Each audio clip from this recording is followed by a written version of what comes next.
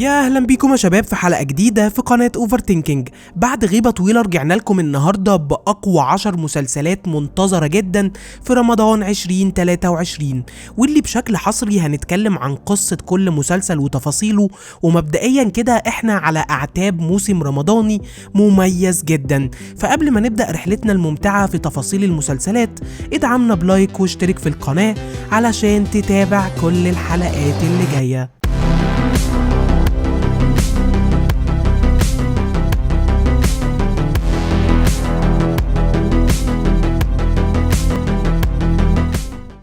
أول مسلسل في قائمتنا النهارده هيكون مسلسل سوق الكانتو من بطولة أمير كرارة ومي عز الدين وفتحي عبد الوهاب ومحمود البزاوي، واللي بتدور أحداثه في سوق الكانتو في فترة العشرينات من 100 سنة، واللي يعتبر أكبر سوق ملابس مستعملة ومستوردة في اسكندرية كلها، واللي هياخدنا في صراعات ما بين التجار والباعة وبعضهم، ورحلة طه اللي هتبدأ بسريح وبلطجي في السوق، والشخصية الرمادية ما بين الشهامة والجدعنة والقسوة في تعاملاته، واللي عليها هتتبني أحداث وتفرعات المسلسل.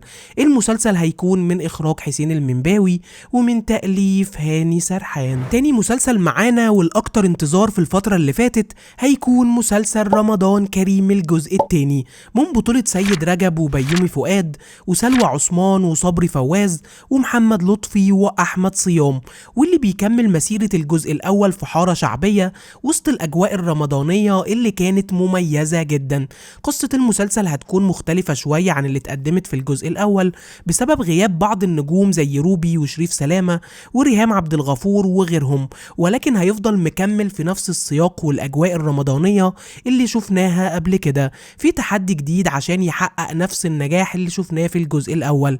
المسلسل هيكون من إخراج سامح عبد العزيز ومن تأليف أحمد عبد الله. تالت مسلسل في قائمتنا هيكون مسلسل الأجهر من بطولة عمرو سعد ودرة وسيد رجب وناهد السباعي وعمرو عبد الجليل ومجموعة كبيرة جدا من النجوم الكبار المشاركة في المسلسل.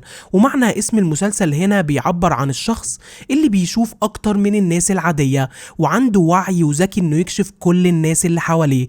وكمان نقدر نقول المسلسل هيقدم لنا ملحمة بإنتاج ضخم جدا متصور في أكتر من دولة، والقصص الفرعية الكتير ما بين الدراما والأكشن اللي هنشوفها بشكل مختلف.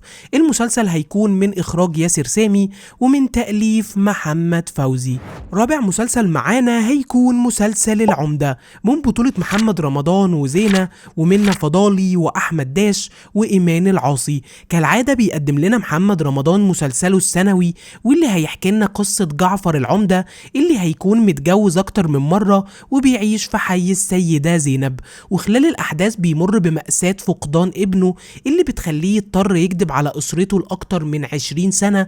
ومن هنا بتبدأ أحداث قصتنا الدرامية، واللي هنشوف فيها جوانب كتير من العلاقة الرومانسية والقوية ما بين جعفر وعايدة وبقية شخصيات المسلسل. المسلسل من إخراج وتأليف محمد سامي. خامس مسلسل في قائمتنا هيكون مسلسل الكبير قوي الجزء السابع من بطولة أحمد مكي ومحمد سلام ورحمة أحمد وبيومي فؤاد. بعد النجاح الكبير جدا اللي حققه المسلسل السنة اللي فاتت في نسخته السادسة، رجع لنا السنة دي عشان يكمل المسيرة، واللي على وعود بأحداث ومفاجآت جديدة وكوميدية في بيت الكبير، واللي هنشوف سكتشات ومواقف مختلفة ومبتكرة ما تقلش عن جودة الأحداث القوية اللي شفناها في الموسم اللي فات. المسلسل هيكون من إخراج أحمد الجندي ومن تأليف مصطفى صقر ومحمد عز الدين. المسلسل رقم 6 معانا هيكون مسلسل ضرب نار من بطولة ياسمين عبد العزيز وأحمد العوضي وماجد المصري وانتصار، واللي بيرجع لنا الدويتو من تاني بعد النجاح الكبير جدا اللي حققوه مع بعض في مسلسل اللي مالوش كبير في رمضان 21. قصة المسلسل هتحكي لنا عن مهرة وجابر أبو جديد ابن سوهاج، اللي بسبب شغله ما بين سوهاج والقاهرة هيتقابل مع مهرة اللي بتشتغل في مصنع عبايات، ومن هنا هتبدأ الأحداث الدرامية والتحديات في قصة حب وانتقام مختلفة عن كل اللي شفناه منهم قبل كده. المسلسل من إخراج مصطفى فكري ومن تأليف ناصر عبد الرحمن. المسلسل رقم 7 في قائمتنا هيكون مسلسل المداح الجزء الثالث تحت عنوان أسطورة العشق، من بطولة حمادة هلال وهبة مجدي ويسرى اللوزي ومحمد رياض. بتدور أحداث المسلسل عن شخصية صابر وصراعه مع الروحانيات والأحلام بعد ما قدر في الجزء الأول إنه يحرق كتب الجن ويتخلص من مليكة في الجزء الثاني. وفي الجزء ده هنبدأ صراع وأبطال جداد، واللي هتاخدنا لواحدة من أهم الفترات في حياة صابر، وقصة جديدة مرعبة ومثيرة زي اللي اتعودنا عليه في الأجزاء اللي فاتت. المسلسل من إخراج أحمد سمير فرج ومن تأليف أمين جمال. المسلسل رقم 8 معانا هيكون مسلسل الصفارة، من بطولة أحمد أمين وطه دسوقي ومحمد رضوان ومحمود البزاوي، واللي هيقدم لنا قصة كوميدية ومبتكرة كعادة أعمال أحمد أمين. قصتنا هتاخدنا في رحلة مع فؤاد اللي بيشتغل مرشد سياحي في وسط حياته الرتيبة، ومع الأحداث هيسرق صفارة أثرية من سيوة هترجعه للماضي. وفي السياق ده هنبدأ ندخل في مفارقات ومواقف كوميدية على مدار الأحداث، وإزاي هيقدر إنه يتعامل ما بين الماضي والحاضر اللي بيعيشه.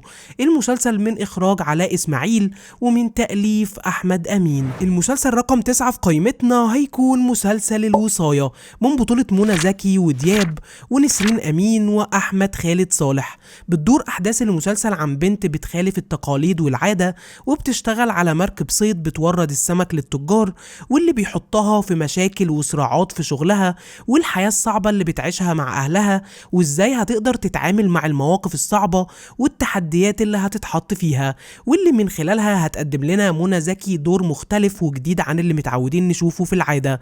المسلسل من إخراج محمد شاكر خضير ومن تأليف خالد دياب. والمسلسل رقم 10 في قائمتنا هيكون مسلسل رشيد، من بطولة محمد ممدوح وريهام عبد الغفور وسيد رجب. بتدور أحداث المسلسل عن رشيد اللي بيعيش حياة بسيطة وبيشتغل موظف في شركة، وفي حياته بنت بيسعى إنه يخطبها، ولكن كل حاجة بتتغير لما بيحصل له حادثة مأساوية بتقلب كل حاجة ضده، وبيتهموه بقتل صاحب الشركة، ده غير تعرضه للخيانة من أقرب الناس ليه ودخوله السجن، واللي هتخليه يسعى للانتقام بهوية وشكل جديد من كل اللي ظلموه. المسلسل من إخراج مي ممدوح ومن تأليف وسام صبري. وبكده تكون حلقتنا النهاردة خلصت. أتمنى تكون الحلقة عجبتكم. اكتب لنا كومنت بأكتر مسلسل متحمس تشوفه، ولو عايزنا نكمل في سلسلة حلقات رمضان ياريت نوصل الحلقة دي لأكبر عدد من اللايكات، واشترك في القناة وفعل الجرس علشان تتابع كل الحلقات اللي جاية.